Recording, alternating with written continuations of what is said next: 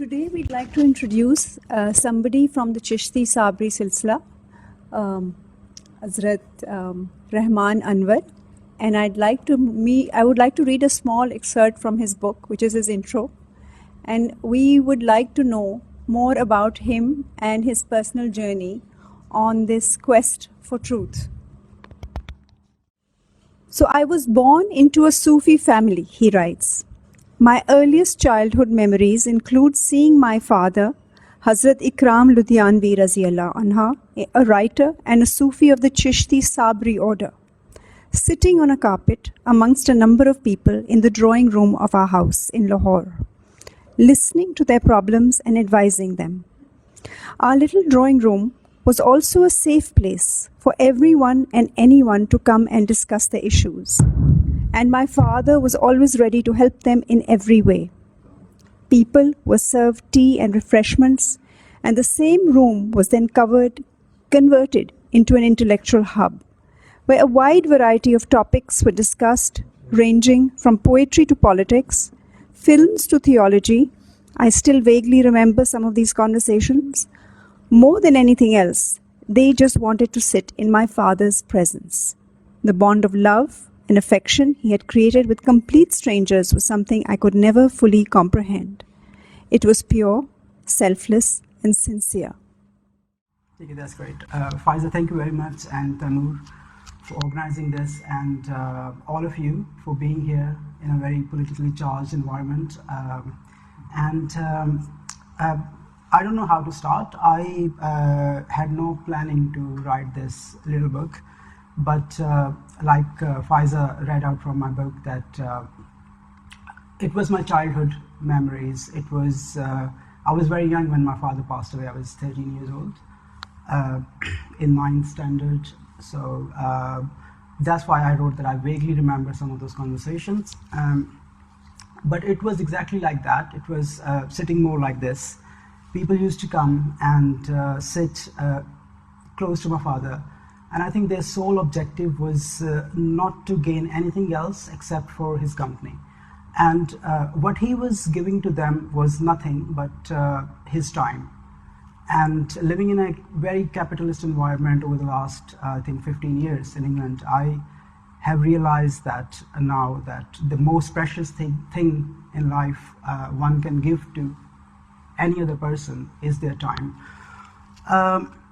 Today we see a lot of mental health therapies in the West. It's getting very popular. It's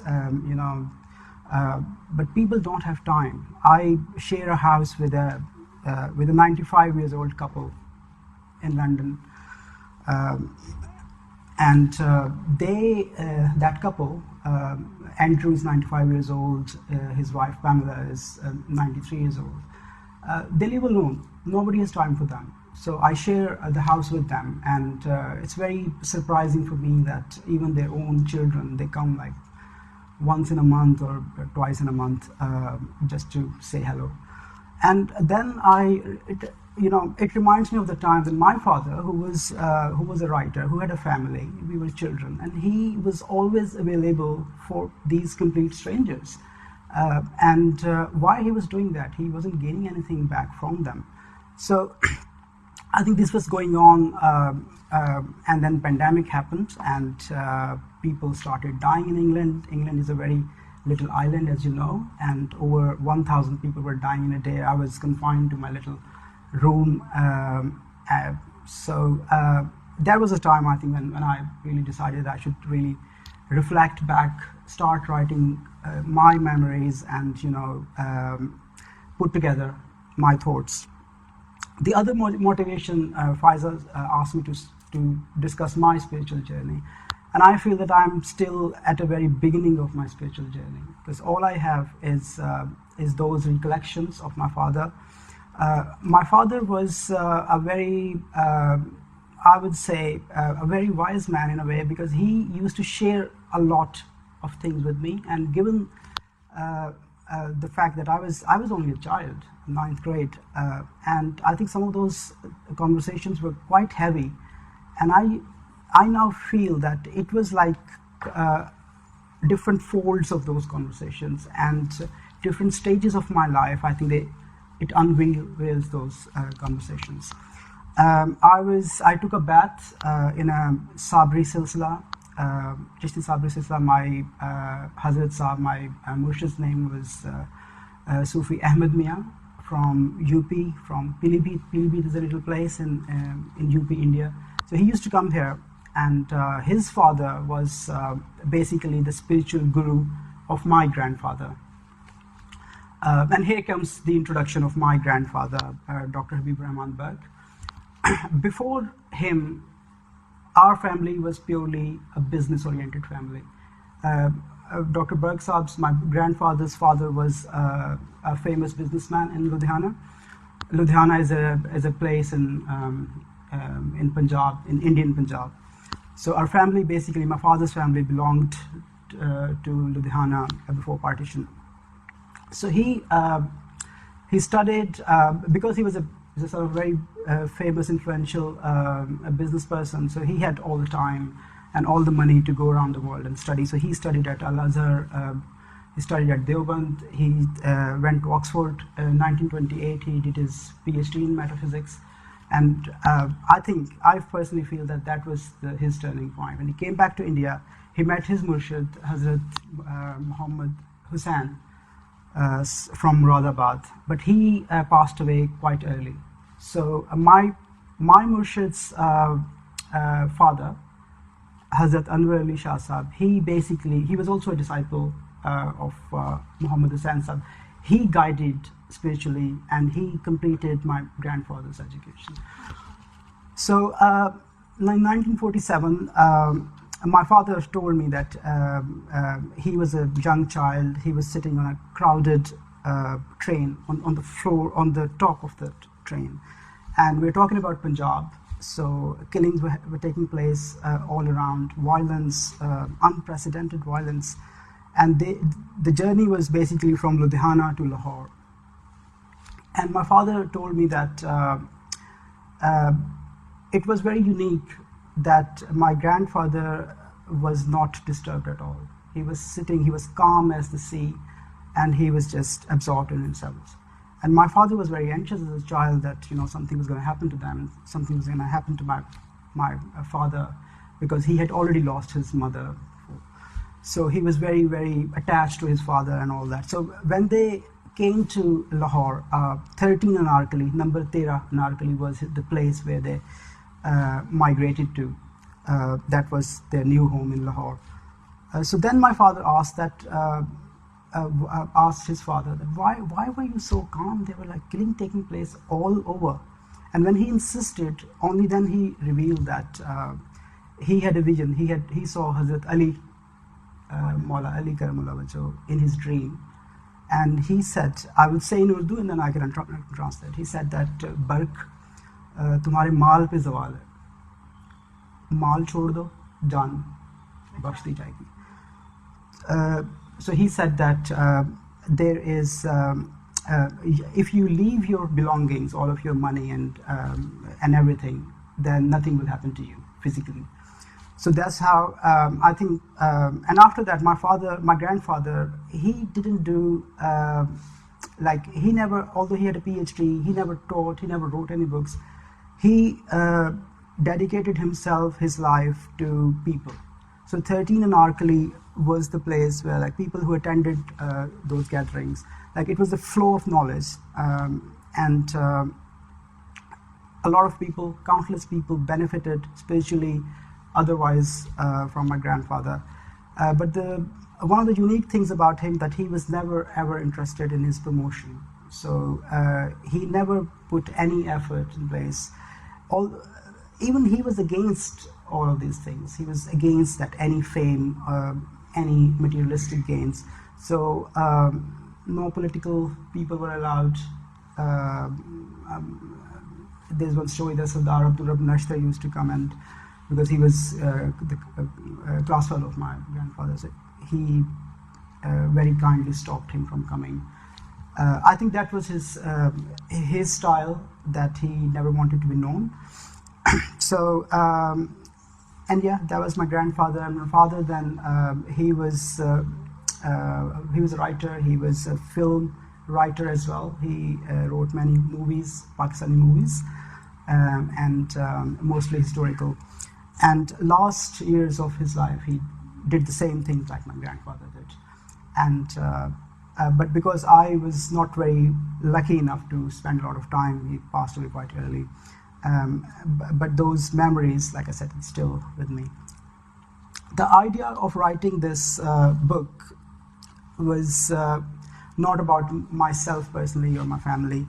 The basic idea was, it is very disturbing for me when people perpetuate those historical prejudices, biases against Sufism without understanding the reality of it. And so there were mainly three objectives behind writing this book. One was to dispel those myths and misunderstandings that Sufism is somehow not connected with Islam. And the second was to explore the gender dynamics around Sufism. The very interesting role that gender plays in Sufism. And the third was some of the contemporary practices which are portrayed and perceived as Sufism, but they've got nothing to do with Sufism at all. So in my humble research, I could find out that the sources of myths, going back to the first objective, and stereotypes against Sufism are twofold.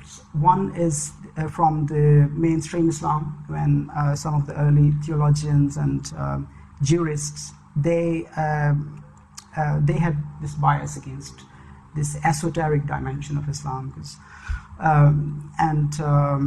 there is this huge conflict between early Sufis like Ibn Arabi, Junaid Baghdadi, and all of this, and then theologians like Ibn Taymiyyah and others. So they laid down the foundation of anti-Sufi narratives, which were unfortunately intensified in the 18th century with the rise of Salafi movement and Wahhabi movement, when the physical violence against Sufis started, and somehow the hate against Sufis were institutionalized, and all that. And the second source of these myths and misunderstandings, that's quite interesting, because that came from British Orientalist and colonialist in the 17th, 18th, and 19th, and even the 20th century. So these Orientalists, when they came to India, they were surprisingly very interested in Sufism. But they were not interested at all in the Islamic dimension of Sufism. So when they read Maulana Rumi, Hafiz Shirazi, Umar Khayyam, all of these poets, they were super interested. The father of British Orientalism, William James, I think, in the 18th century, he writes that it is the Sufism, it is the published work of Sufism that can revive the Western society intellectually. So that's why he was super interested. There was this one book called Deoband Mazahib, School of Religions. He put a great effort to translate this into English, and his friends David Shea and Anthony Troyer in the 18th and 19th century, they completed the translation. And it's very interesting, that book, which is often used by all the Orientalists even today, Deoband Mazahib, it was not written by a Muslim. It was written by a man called Mohsin Fani, who was part of a Zoroastrian movement. It was Mohsin Fani who introduced Deen-e-Ilahi, that was used by Emperor Akbar, Shahanshah Akbar, who introduced Deen-e-Ilahi, which was basically a combination. He basically mixed up all the religions and beliefs and said that just to maintain his government, he said that all the religions and beliefs in some continent, they emerged from that land, and that's why they are mixed. So unfortunately, the stance of those Orientalists was basically not to go back to the origins of Sufism, but to find out ways that how Sufism can be equated to other religions. Nothing against other religions at all, but it was not quite justified approach. It was not really, a good way to ignore all the basic sources of Sufism. So that's the little bit foundation. Unfortunately, in the contemporary times, when we live in the times of Professor Coleman Barks and Deepak Chopra, super interested in Rumi's poetry. You must have read love poems of Rumi by Deepak Chopra. But these guys, although they're managing to sell 13th century Persian poetry to contemporary American audience, but they are not true to the origin of the essence of that poetry. So Deepak Chopra writes that my words are not Rumi's words, but I've managed to capture some of the moods. So it's very interesting that Deepak Chopra captured some of the moods of Rumi, and wrote books and selling it. So same is Coleman Barks. He I don't know if you know about Coldplay. Chris Martin, when he was going through a divorce, he presented one of the books, translated version, to Chris Martin, and he said that it changed his life. Brad Pitt tattooed one of the verses of Maulana Rumi saying, which is basically the words of Coleman Barks, out beyond the ideas of wrongdoing and right doing, there's a field, I'll meet you there. Rumi never, Maulana Jalaluddin Rumi never said that. Wrongdoing and right doing, basically Iman and Kufr were replaced by wrongdoing. So he used Iman and Kufr. So it's like very surgical operation of separating Islamic and cultural dimensions of from that poetry. So so one of the main reasons was to really address all of these issues, because all of these things, they reinforce stereotypes against Sufism, and the religious right, who's already against Sufi practices, they say that, look, that was the colonial project, and these people, maybe they're being funded by the West, and they're promoting that particular narrative of a different version of Islam, which has got nothing to do with Islam. So that was one objective. Second was, I'm conscious of time, I hope I'm not doing okay, right. So the second major objective was really to explore the gender dimension, and which is again twofold. One is the enormous contribution of women in the development of Sufism as Sufi scholars, as Sufi teachers, as Sufi mothers, really, to raise those dervishes and even, huge figures like Rabia Basri and not so many of us know that Ibn Arabi, who's a huge name in Sufism, two of his major spiritual guides were women, Shams from Marchana and Fatima bint Muttana from Cordoba.